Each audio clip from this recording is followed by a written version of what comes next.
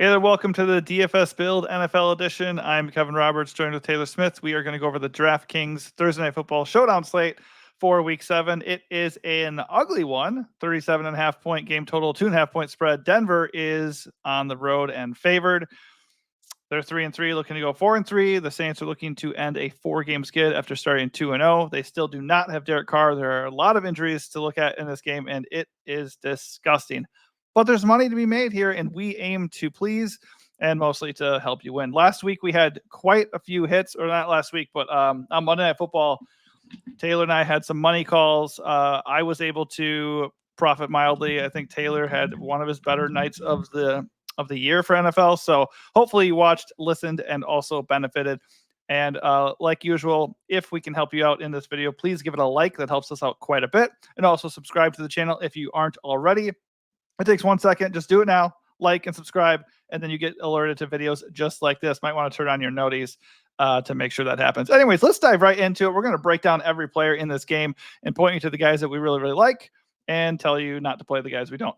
One thing to keep in mind is it is Wednesday, and the ownership is not official at Roto-Grinders or pretty much anywhere, but we can kind of glean as far as this game being disgusting who would be chalky or not. All right, Taylor, let's get it going. That was the longest intro ever.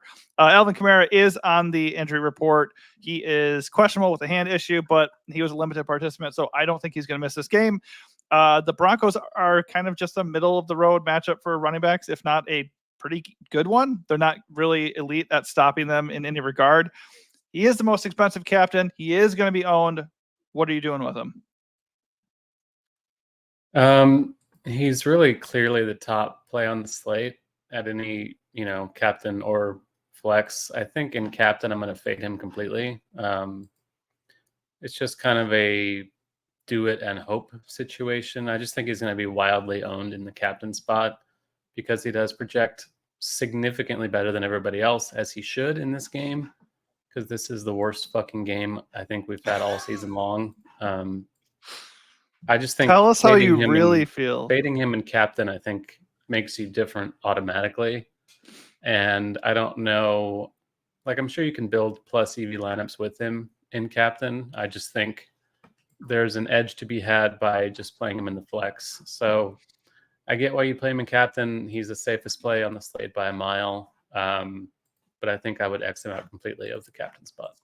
Yeah, I mean, music to my ears, dude. Every showdown slate, this is the first thing I look at. I look at who is the chalkiest captain and can I get away with not captaining him? And I think it's tough to really have a lot of confidence that you can, but it's not like it's a good matchup for Spencer Rattler here. And this game is a low total. So it's very easy to see how Kamara would disappoint. So I do want a lot of exposure, if not almost 100% of him in the flex, but I am with you. I don't want to captain Kamara because the ownership is going to be out of control. On Monday night, the top two guys with ownership were Breece Hall and Josh Allen, and that they were over what the projected ownership was. I think it was like 20 and 18, and it ended up being 28 and 24 or something crazy. So it's going to be even worse with Alvin Kamara. So he is a great play because the game stinks and he is the best option, but I'm with you.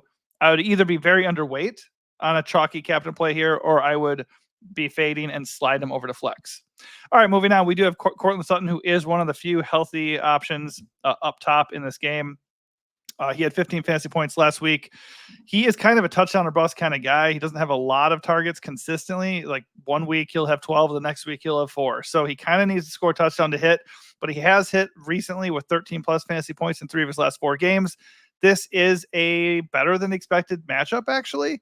Let's see exactly where the Saints rank. I think that, bottom 10 against fantasy wide receivers, giving up 36.32 fantasy points per game to the position. So he feels overpriced for sure. But given the slate, how are you feeling about Courtland Sutton? Yeah, I mean, it's hard to love anyone. So he's going to be the next best option overall from a projection standpoint. I think it's 24%. Target share on the season, but the Broncos really can't do offense. They score it seems 10 points a game, and it's always in the fourth quarter, and they don't do anything for the first 3.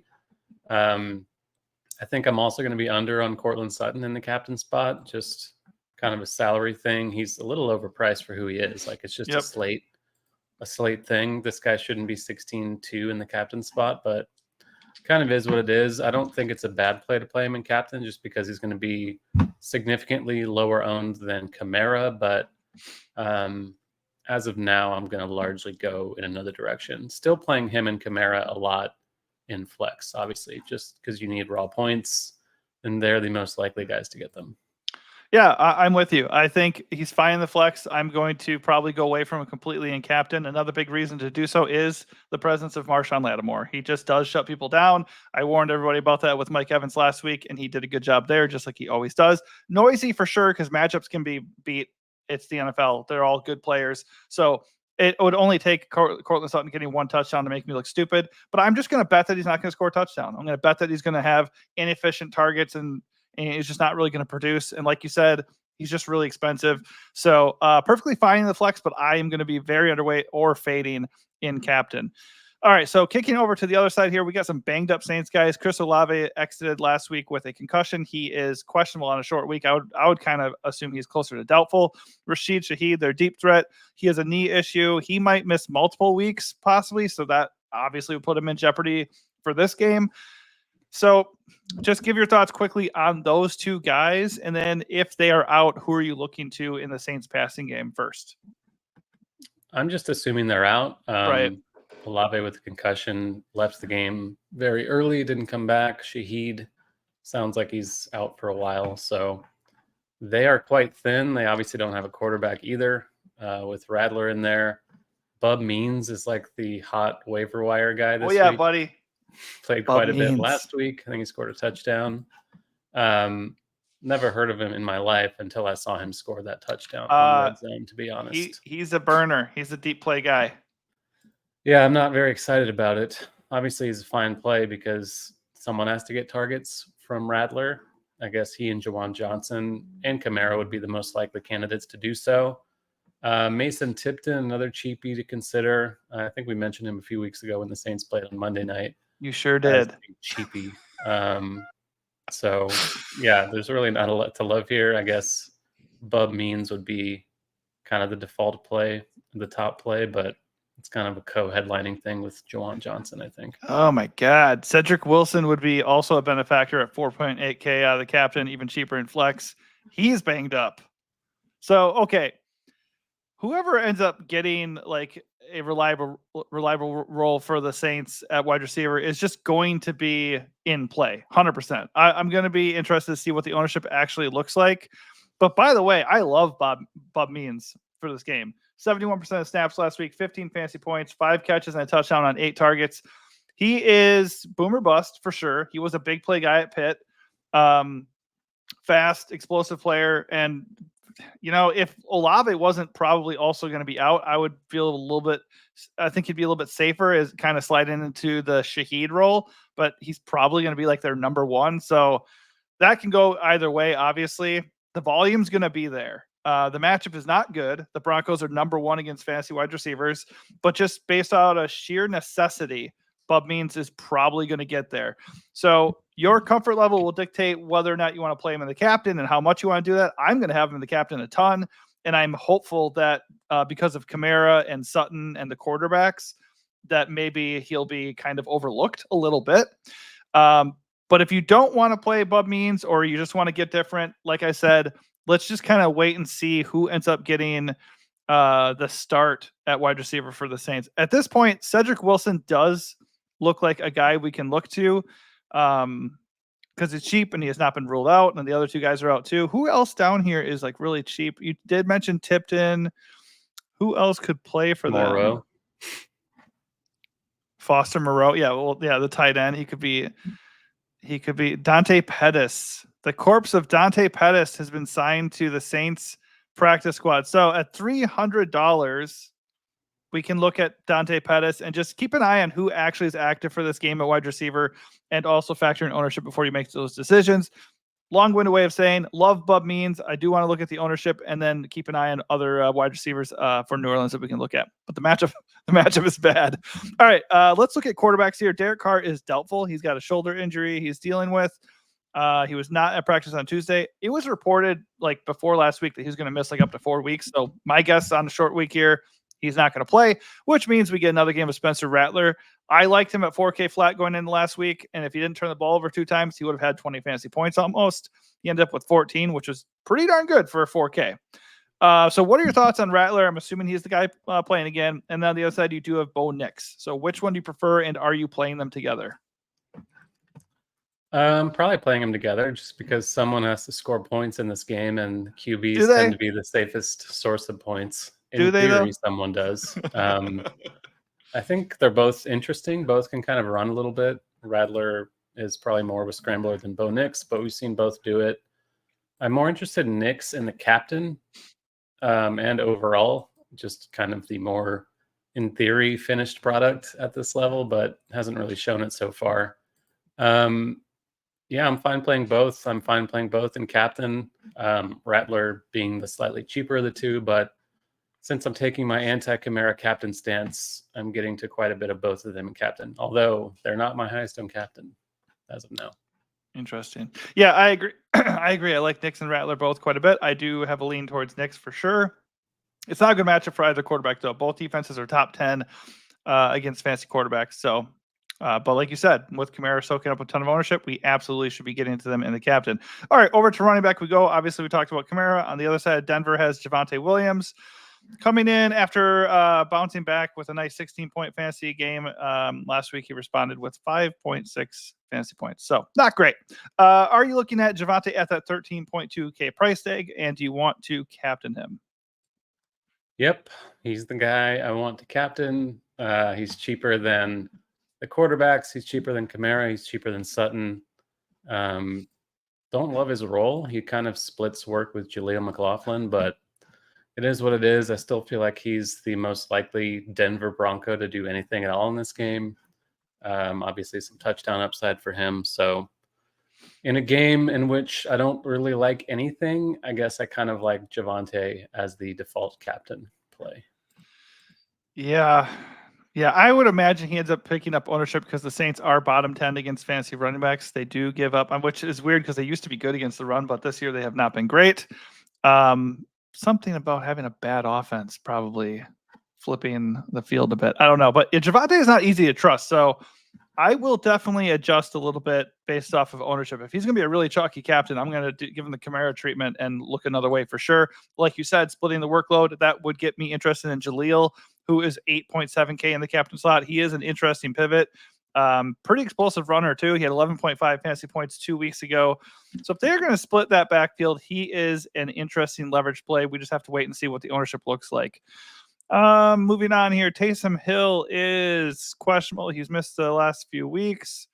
If Taysom is in, do you have any interest? I guess a little bit, but I guess I don't have him in as of now, so we'll see. If he plays, yeah, there's always upside for him to vulture a touchdown, but it's frustrating. That's true. Sticking with tight end, we have Juwan Johnson for the Saints. Obviously, if Taysom Hill's out, he looks a little bit better, but he and Taysom both are kind of expensive for the captain slot. If you flip it over to flex, they're about 7K each. I think that's okay. I think Taysom is definitely interesting if he's in. I mean, it's quite the leverage play on a chalky Kamara if he can go in and vulture some touchdowns and be productive. So I would definitely have some interest in that. Not super interested in Juwan Johnson if Taysom is in. And I mean, they'll be playing from behind most likely and throwing a good deal. So let's see. How are the Broncos against tight ends? Let's see. I think, yeah, both these teams are middle of the pack against tight ends. So you can fire for the tight ends if you want. On the other side, Denver is just like splitting the tight end snaps, I think, right?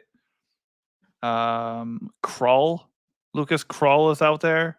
That's happening. Adam Troutman not doing anything when he does get opportunities. Greg Dulcich, is he even playing?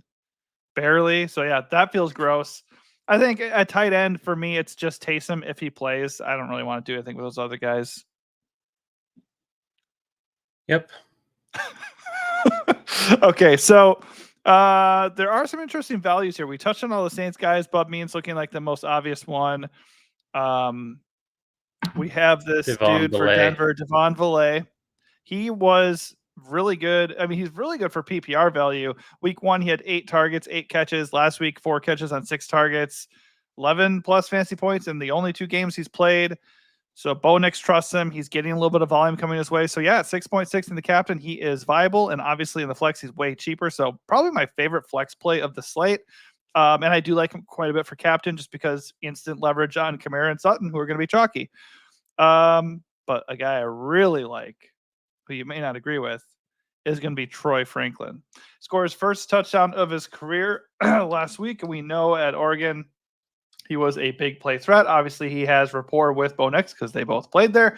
And he played a season high 65% of the snaps last week, 11 fantasy points. I love Troy Franklin here. If he's going to keep getting more and more playing time, he is like the ultimate high upside leverage on Courtland Sutton. So I like him a lot for captain. And he's probably right there with Valet as one of my favorite flex plays. Yeah, I much prefer Valet. It just seems like he's got the bigger role as of now, at least in Certainly terms of safer targets so far. It's not like the salary's cumbersome, so you can still save money with him.